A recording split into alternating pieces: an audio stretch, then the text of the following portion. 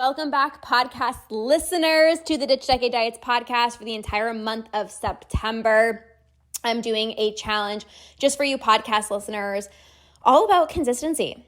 And when you leave a rating and review on the podcast, not only will you get to submit a question to me, and I will do an entire podcast episode anonymously and answer your question, but you'll also be entered to win the giveaway that I announce every single Friday. I message the person every single Friday. So the question that was submitted here, because this lovely person submitted a rating and review on the podcast, the question here is, do we need to follow any specific type of food plan to help the success of not binging?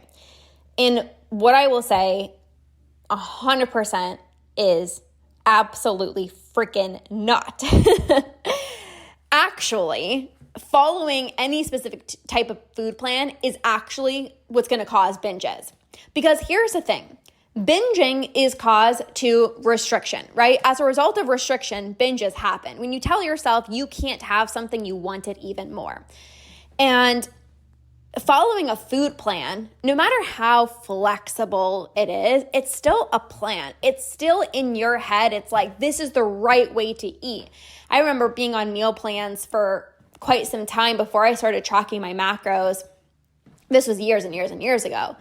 Of course, now I eat intuitively and feel so free around food. But prior, when I actually was doing meal plans, I was convincing myself that it wasn't restrictive because I'm like, oh, well, you can have either 4 ounces of chicken or you can have 4 ounces of turkey, but that's still restriction.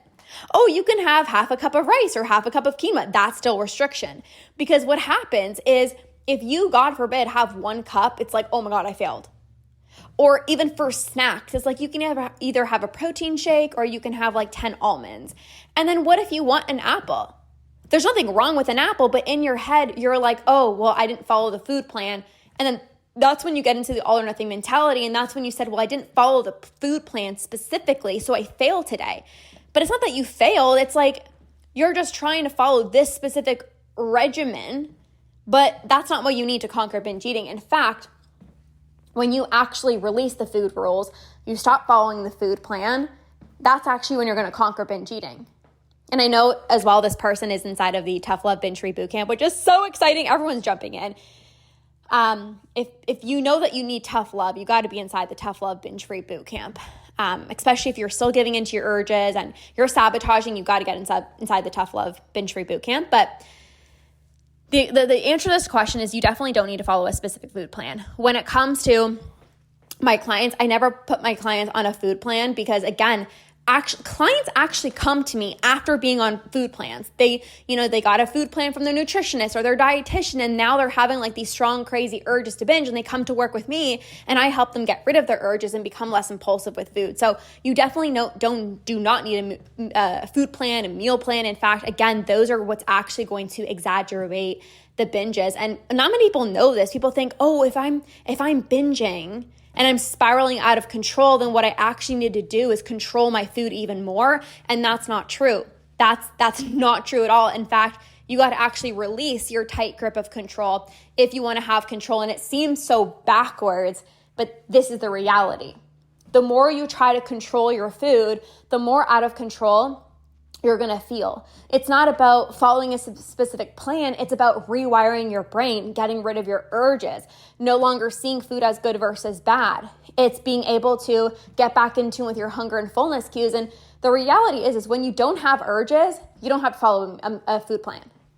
When you're able to get back in tune with hunger and fullness cues and you stop eating when you're full, you don't need a meal plan.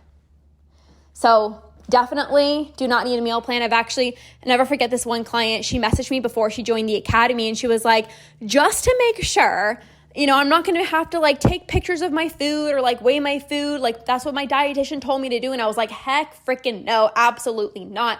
You work with me. I'll help you become less impulsive with food and stop your binge eating without following a crazy rigid food plan. Get back in tune with your hunger and fullness cues. And you're going to actually know how much to eat without needing to be on a diet plan because you're so in tune with your body. So that's the answer to the question. Thank you so much for submitting this question. Again, if you want to have your question answered, all you need to do is leave a rating and a review on the podcast, take a screenshot, send it over to me. on Facebook or Instagram, and then you can submit your question, and you will also be entered into the giveaway, which I will be announcing every single week. One person will be winning, and I already announced the winner from the first week. So have an amazing rest of your day, and I'll see you in the next one.